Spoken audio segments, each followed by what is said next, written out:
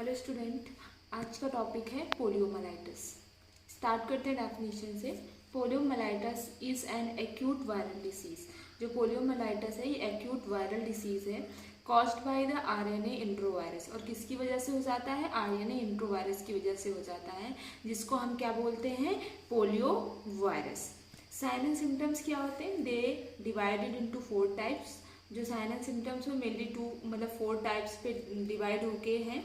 सबसे पहले है एसिम्टोमेटिक और साइलेंट इन्फेक्शन।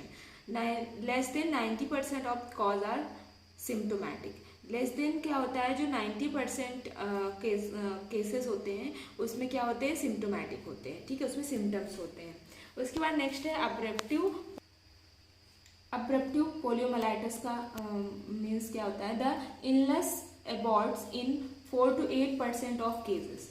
क्या होते हैं कि 4 से 8% केसेस में क्या होता है? जो इलनेस होते हैं वो अब्रप्टिव पोलियोमाइलाइटिस के होते हैं। अब्रप्टिव पोलियोमाइलाइटिस के होते हैं। It usually mild and self limiting. इसमें क्या होते हैं? जो इन कॉजेज होते हैं, कॉजेज के जो सिम्टम्स होते हैं माइल्ड होते हैं, सेल्फ लिमिटिंग होते हैं।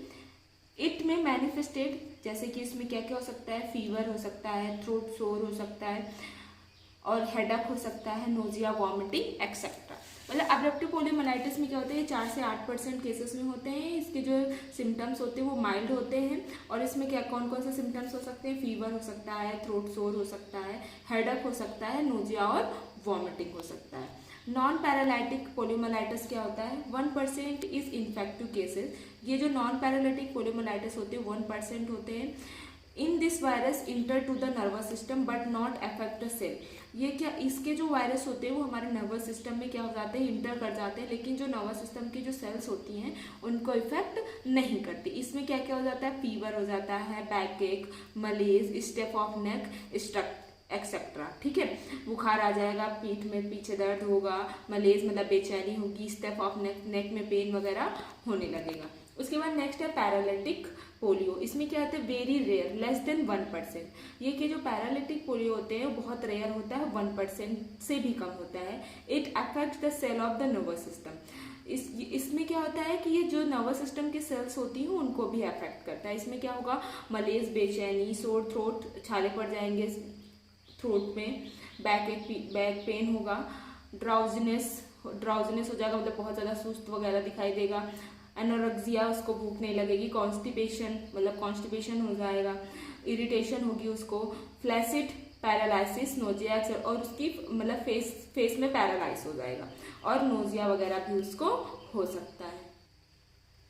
डायग्नोस्टिक इवैल्यूएशन में क्या करेंगे? It is diagnosed bye history and physical examination. इसको हम कैसे डायग्नोस कर सकते हैं? हिस्ट्री कलेक्ट करके और फिजिकल एग्जामिनेशन करके हम लोग इसको डायग्नोस कर सकते हैं। नेक्स्ट है पोलियो वायरस में be isolated from the CSF, urine and oropharyngeal secretions. उसके बाद जो पोलियो वायरस है वो अगर हम सीएसएफ में अलग हो सकता है, यूरिन से भी अलग हो सकता है, और ओरोफेरेंजियल सिक्रीशन जो हमारे ओरली और जो फेरेंजियल से जो भी सिक्रीशंस वगैरह आते हैं उससे भी अलग हो सकता है। तो हम लोग सीएसएफ एग्जामिनेशन, यूरिन एग्जामिनेशन और ओरोफेरेंजियल सिक्रीशन एग्जामिनेशन करके हम पोलियो वायरस का पता लगा सकते हैं। Stool examination demonstrate the presence of the polio virus.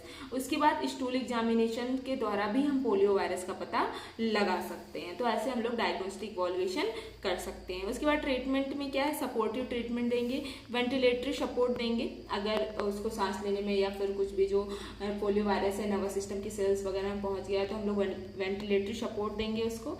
Strict bed rest should be provided, और उसको हम लोग बेड रेस्ट प्रोवाइड कराएंगे। सडेटिव आर शुड बी गिवन, उसको हम लोग सडेटिव वगैरह देंगे अगर उसको ड्राउजनेस वगैरह, नींद वगैरह नहीं आ रही है तो। लैक्सेटिव फॉर कॉन्स्टिपेशन, अगर उसको कॉन्स्टिपेशन हम तो उसको लैक्सेटिव दे देंगे ताकि जो स्टूल है वो आसानी से पास आउट हो जाए, मतलब स्टूल सॉफ्टनर दे देंगे। उसके बाद analgesic may be administered to relief pain, अगर पेन वगैरह हो रहा है तो उसको हम लोग एनाल्जेसिक्स देंगे।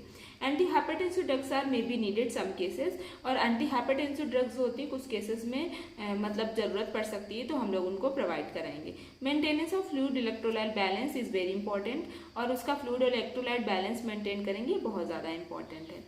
When muscle pain and spasm is relieved, then physiotherapy should be provided. अगर मसल्स पेन है, स्पाज्म है, उनसे रिलीव नहीं हो रहा है तो उस टाइम पे हम लोग पेशेंट को फिजियोथेरेपी जो है वो प्रोवाइड कराएंगे। उसके बाद प्रिवेंशन में क्या करेंगे, active immunization with oral polio vaccine is the important preventive measures. Preventive measures यही है कि हम लोग उसको एक्टिव इम्यूनाइजेशन, पेशेंट को जो है वो इम्यूनाइज करेंगे, पोलियो वैक्सीन देंगे, ओरली देंगे, ये बहुत इंपॉर्टेंट प्रिवेंटिव मेजर्स है।